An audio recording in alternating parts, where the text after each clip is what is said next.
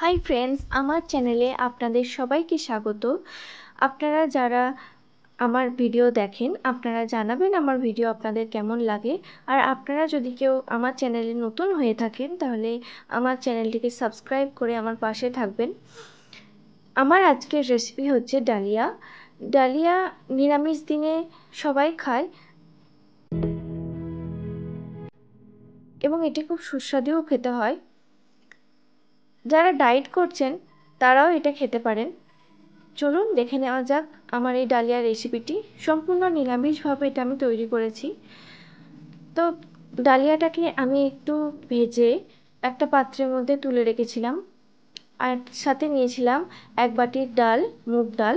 মুগ ডালটাকেও সেই ঠিক একইভাবে ভেজে আমি ডালিয়ার সাথে রেখে দিয়েছিলাম, দিয়ে একটু জল দিয়ে আমি ভিজিয়ে রেখেছিলাম। এরপর কড়াইতে একটু তেল দিয়ে দিয়েছিলাম 5 ফোড়ন, শুকনো লঙ্কা, আর দিয়েছিলাম একটা তেজপাতা আর কুচি করে রাখা টমেটো দিয়ে একটুখানি ভেজে নিয়ে তারপরে 1 ইঞ্চ আদা আমি গ্রেট করে রেখে দিয়েছিলাম, সেই 1 ইঞ্চ আদাটাও আমি এখানে দিয়ে দিলাম। এরপরে এটা একটুখানি ভাজা ভাজা হয়ে গেলে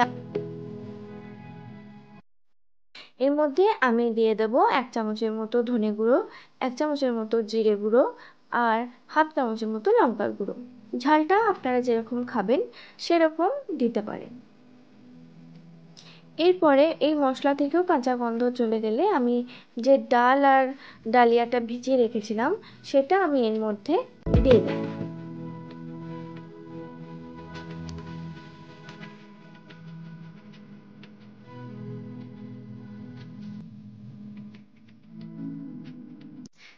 এই সময় চাইলে আপনারা সবজিটা অ্যাড করে সবজিটা মশলার সাথে কষিয়ে নিতে পারেন, আমি কিন্তু তা করিনি, আপনারা এইভাবে করতে পারেন।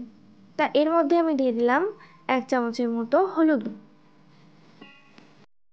হলুদটাকে দিয়ে ভালো করে এটাকে একটুখানি মশলার সাথে ভেজে নিতে হবে।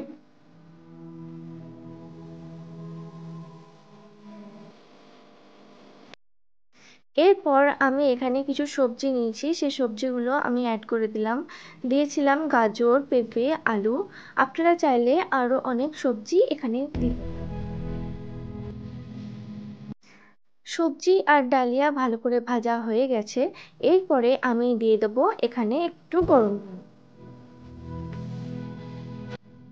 গরম জলটা দেওয়ার চেষ্টা করবেন। ঠান্ডা জল দিলে যে কুকিং প্রসেসটা থাকে সেটা বন্ধ হয়ে যায়। তা এটা দিয়ে আমি ভালো করে মিক্স করে ঢাকা দিয়ে দিয়ে এটাকে সেদ্ধ হতে দেব।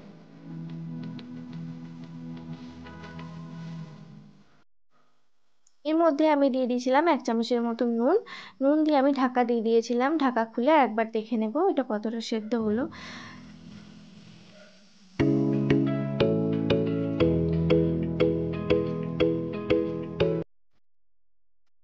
আপনারা যেরকম খিচুড়ির থিকনেসটা চাইছেন সেরকম জল দেবেন।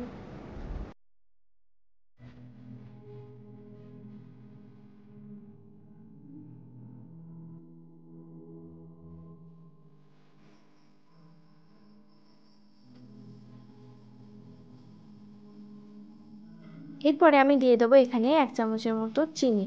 চিনিটা এখানে দিয়েছিলাম ব্যালেন্সের জন্য।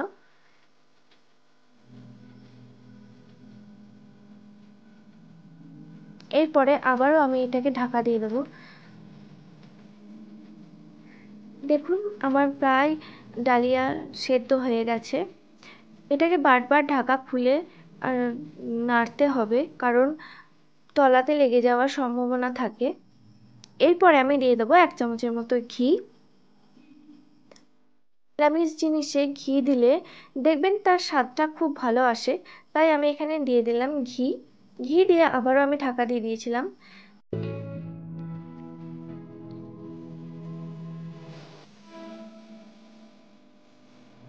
ডালিয়া আমার তৈরি হয়ে গেছে। আপনারা জানাবেন ভিডিওটি কেমন লাগলো। ভালো লাগলে like, comment, share and subscribe করবেন। টাটা।